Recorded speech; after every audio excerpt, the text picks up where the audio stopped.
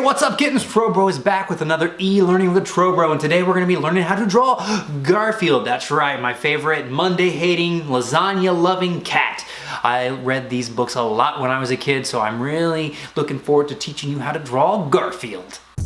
Alright, first thing I'm going to do, like in all of my how to draw videos, is I'm going to simplify Garfield to his most basic shapes. So over here I have a picture of Garfield that I've traced over, and these are the shapes that I'm going to want to copy first. Now the key here is not to try to draw any of the details that you see in Garfield. I just want the basic simple shapes of his body, his feet, and his tail, and then as soon as I have the basic shapes drawn, I'm going to bring back the picture of Garfield that has all the details, and then I'm going to start drawing all of those details.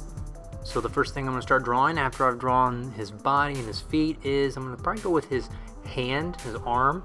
It's a pretty big shape. And then after that, the only really big shapes left are in his face. So I'll get his eyes. And Garfield is known for these gigantic eyes that he has. Then I'll do his nose and his mouth and his ears. Alright, with that drawn, I basically have all the main shapes of Garfield done. So now I'm going to go in there and start doing the little details that I see, like on his back and then his hand. And a lot of these little shapes that you see are kind of ovally shapes, like his palm and each one of his little fingers. With Garfield's hands and his feet, the best way to draw these fingers and these toes is to draw the one that you see all of. So that first finger is a basic oval, and then after that, his next finger, you can't see all of it, you just see part of the oval, and then the last one, you just see even a small sliver of his finger.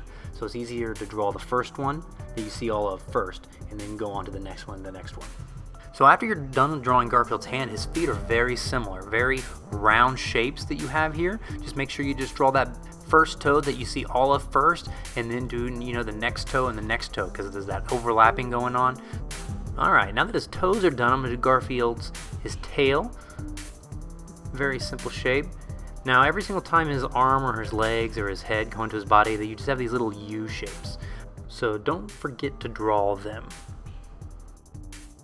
One of the nice things about this picture of Garfield that I chose is that it only has one of his arms. The other one's on the other side and you can't see it. So that means we don't have to draw it, which is nice. But Garfield does have a lot of details. So now I gotta go in and go over all the lines that I like, push down a little bit harder on my pencil, and then I gotta do all these stripes that Garfield has. Garfield has a lot of stripes.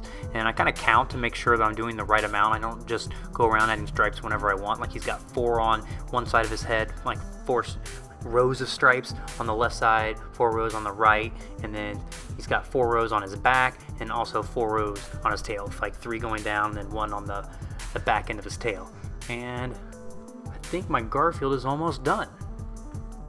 Alright, now that most of the details are done, all that's left is to draw some of these little shadows that I see, and then I need to get my eraser out and clean up my drawing. I want to erase any lines that I don't like or aren't supposed to be there, so Garfield looks like a nice, clean cartoon drawing. And then I am done and my Garfield looks great. Well guys, I hope you had fun learning how to draw Garfield. He's a little bit tougher than some of the characters we've been drawing so far, but I think if you just take your time and practice, you will get the hang of it in no time. I'll see you next time.